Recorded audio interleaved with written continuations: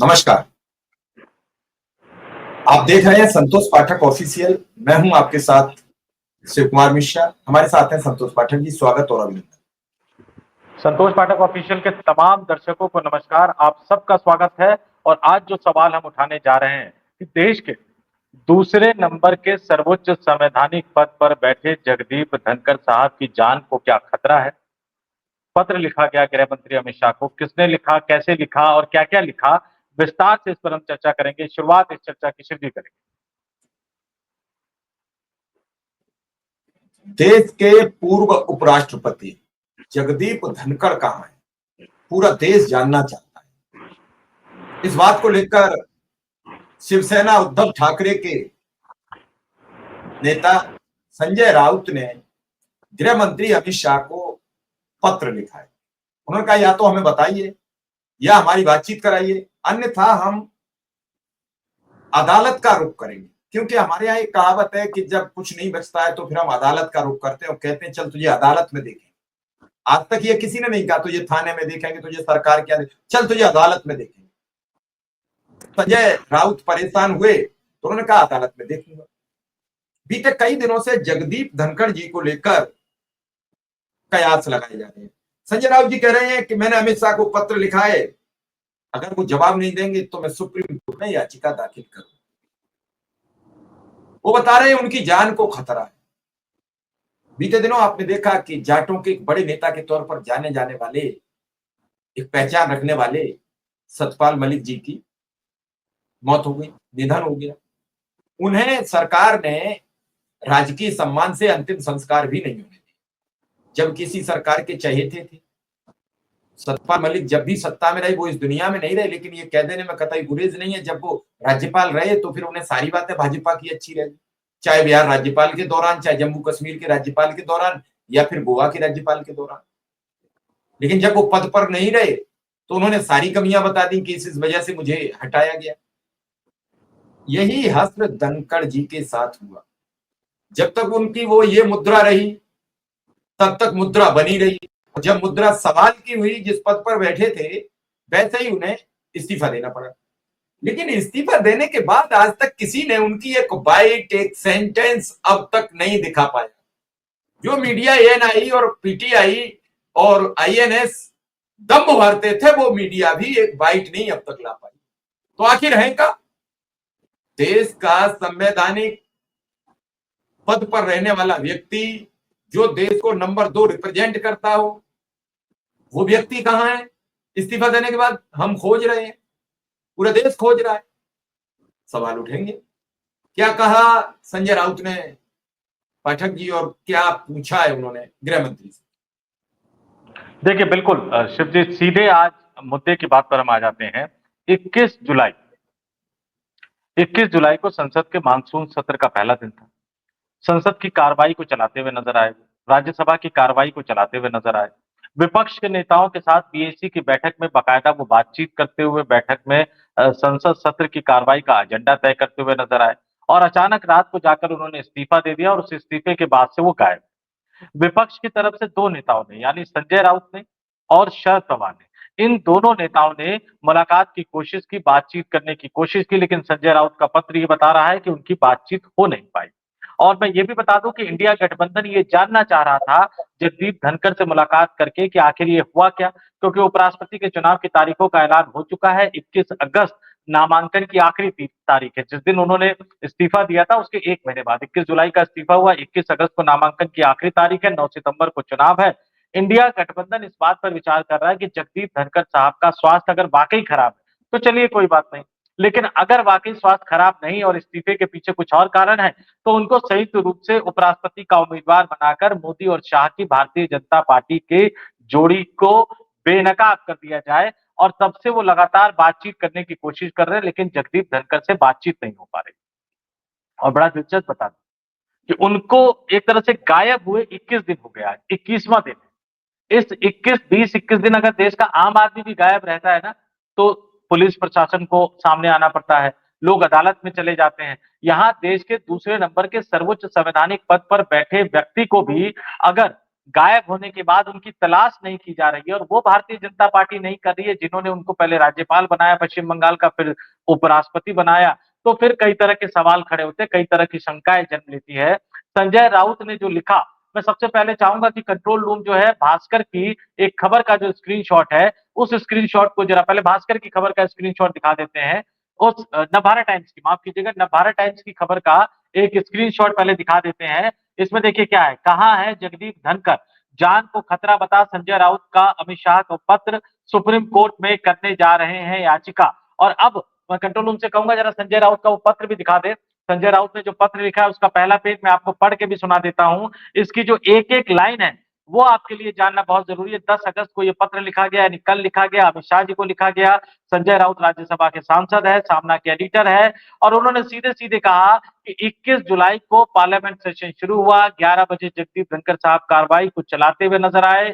Session के दौरान वो पूरी तरह से नॉर्मल नजर आए और उनकी वर्बल बातचीत भी हुई, एक तरह से नोकझोंक भी हुई लीडर ऑफ अपोजिशन मल्लिकार्जुन खड़गे के साथ, जिसके बाद सदन की कार्रवाई को दिन भर के लिए स्थगित कर दिया गया।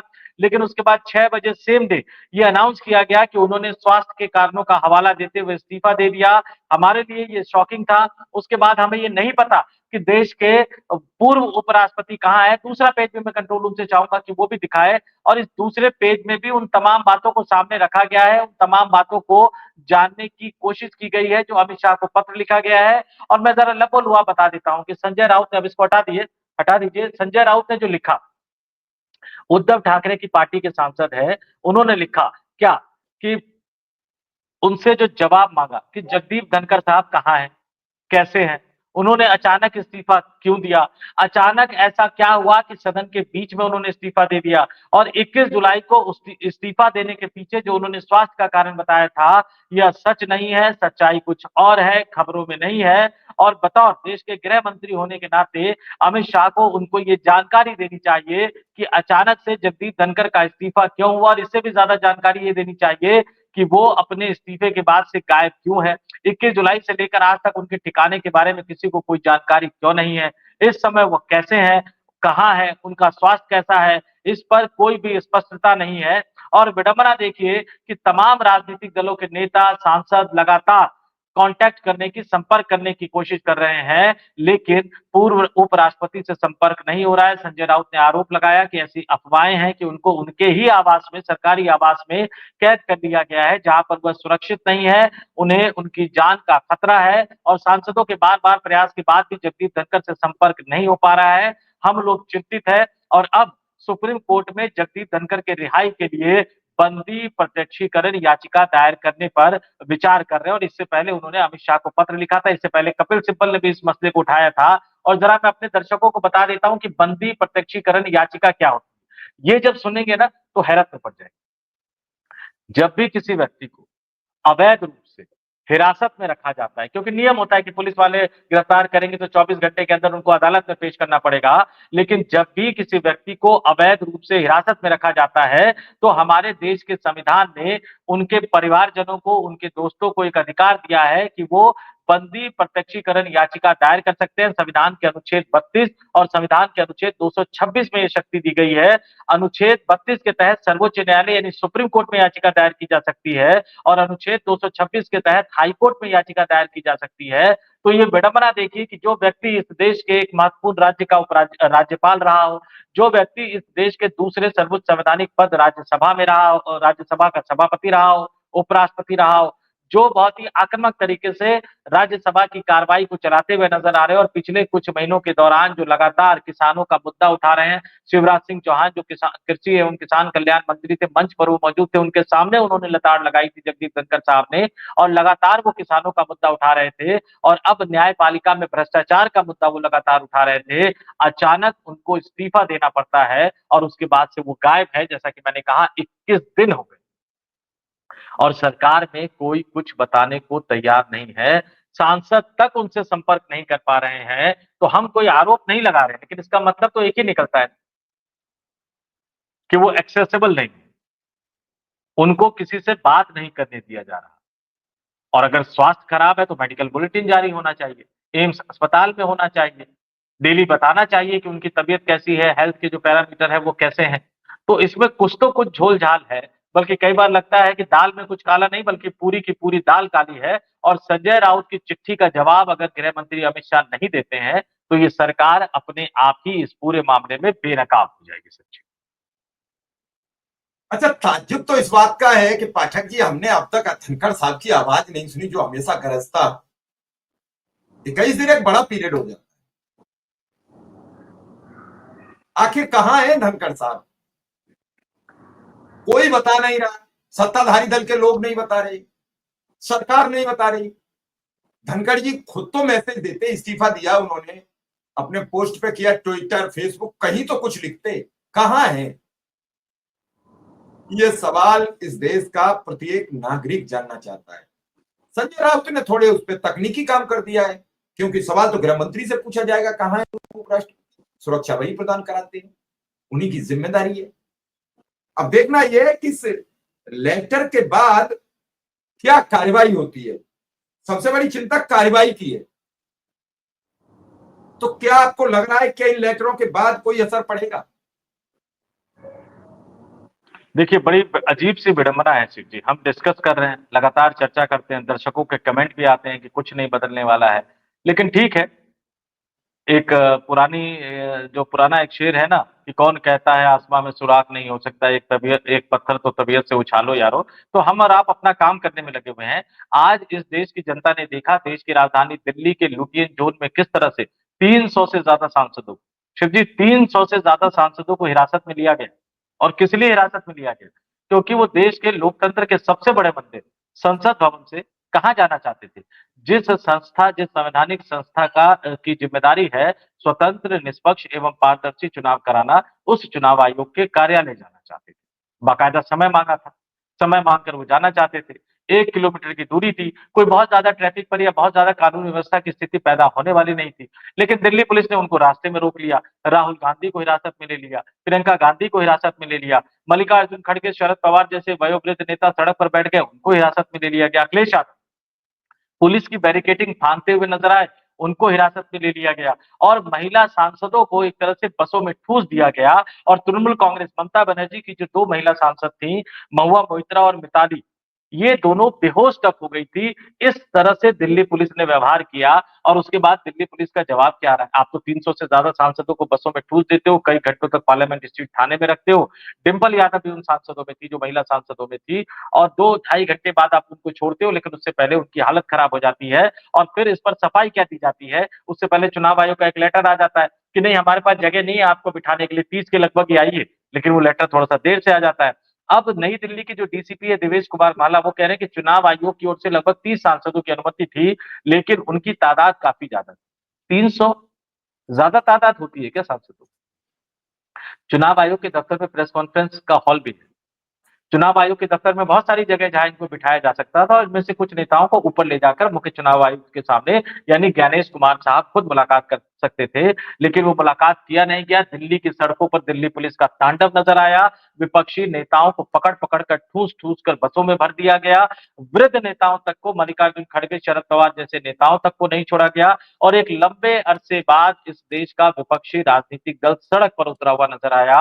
मैं दर्शकों को नंबर भी बता देता हूं कि इंडिया गठबंधन के पास लोकसभा में 235 का आंकड़ा है, राज्यसभा में 78 का आंकड़ा है, और ये दोनों मिलकर 313 हो जाते हैं। अगर देश के 300 माननीय सांसद सड़क पर उतरते हैं, किस लिए? कि सिर्फ देश के मुख्य चुनाव आयुक्त ज्ञानेश कुमार से मुलाकात कर सके। लेकिन मुख्य चुनाव आयुक्त क्या इतने बड़े हो गए हैं कि सुप्रीम कोर्ट की सलाह को नहीं मान रहे हैं?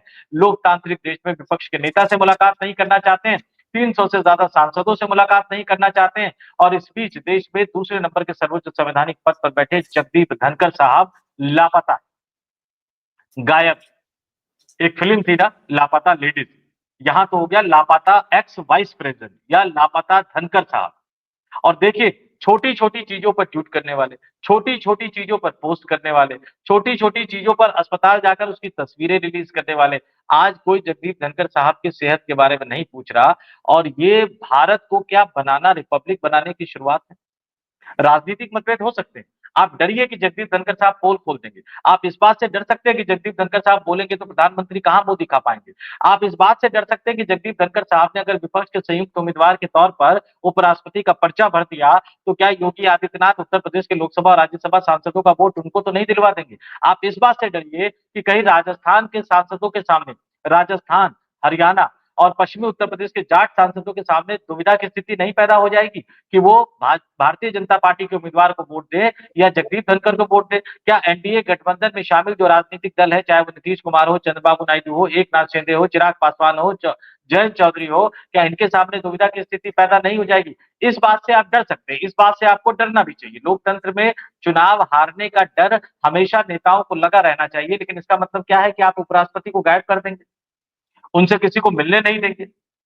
और सिर्फ दो ही चीज है, अगर वाकई उनका स्वास्थ्य खराब है तो उनका मेडिकल बुलेटिन क्यों नहीं जारी, क्योंकि पूर्व उपराष्ट्रपति का भी अपना स्टाफ होता है, परिवार होता है।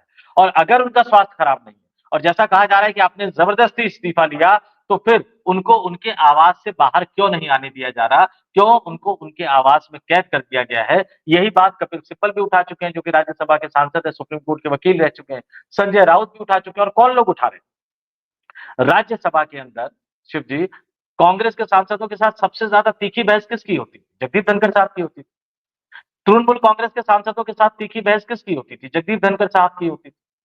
संजय राउत के साथ तीखी बहस किसकी होती थी? जगदीप धनखड़ साहब के साथ होती थी।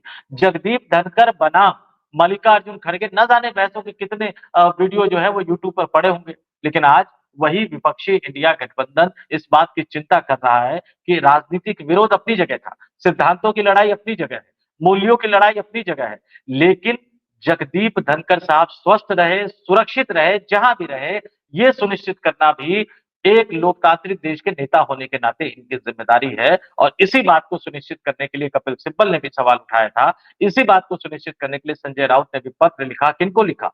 गृह मंत्री अमित शाह, जिनकी भूमिका बहुत सारे मायनों में कई तरह के सवाल उठते रहते हैं। हम और आप इस पर कोई टिप्पणी नहीं करना चाहेंगे। हम और आप तो सिर्फ इतना चाहेंगे कि अमित शाह साहब आगे बढ़े और संजय राउत के पत्र का जवाब दे। बेहतर होगा कि सार्वजनिक रूप से प्रेस कॉन्फ्रेंस करके, बाइट करके या सोशल मीडिया पर पोस्ट करके उन सवालों के जवाब दे दे।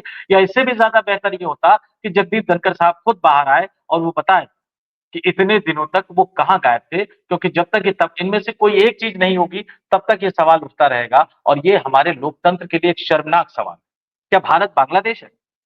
क्या भारत पाकिस्तान है जहां नेताओं को कैद कर दिया जाता है? हम तो गर्व करते थे ना कि दक्षिण एशिया में भारत इकलौता ऐसा देश है जहां लोकतंत्र जीवित है।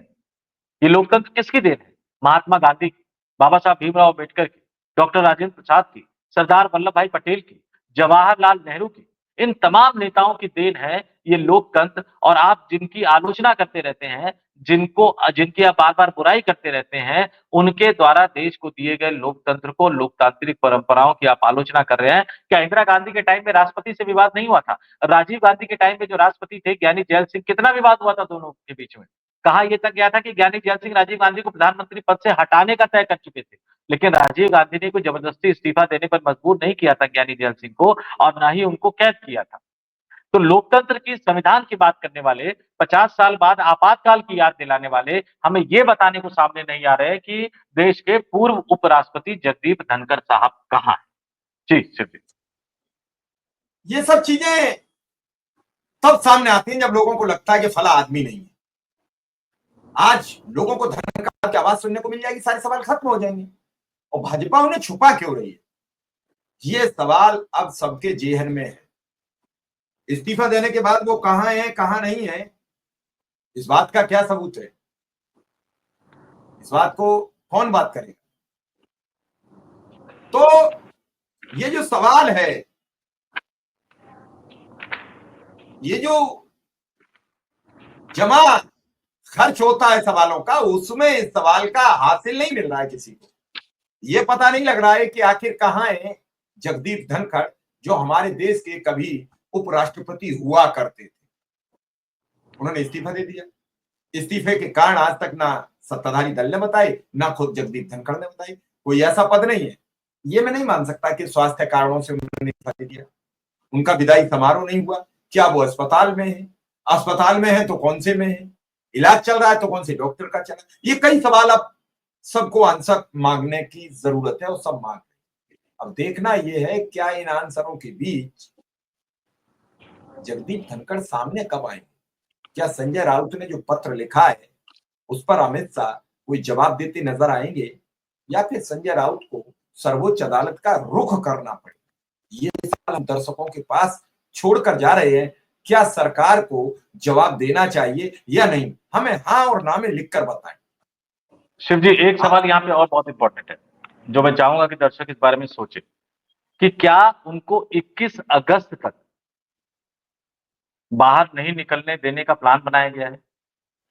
खास तौर से मैं गौर बता रहा हूं आपको, अगर वो 21 अगस्त के बाद निकलते हैं तो आप तय मानकर चलिए कि जो सवाल हम उठा रहे हैं, हमने सबसे पहले ये सवाल उठाया था शिव जी, छोटा प्लेटफॉर्म है हमारा, लेकिन हमने सबसे पहले ये सवाल उठाया था कि जगदीप धनखड़ साहब मीडिया में क्यों नहीं आ रहे, क्योंकि वो चुप रहने वाले व्यक्ति नहीं है। उनके साथ जो कुछ हुआ उसके बारे में वो बोलेंगे जब भी बाहर आएंगे। तो क्या उनको 21 अगस्त तक रोकने की कोशिश की जा रही है? क्यों? क्योंकि संसद का जो मानसून सत्र चल रहा है, दो चीजें, दो वजह।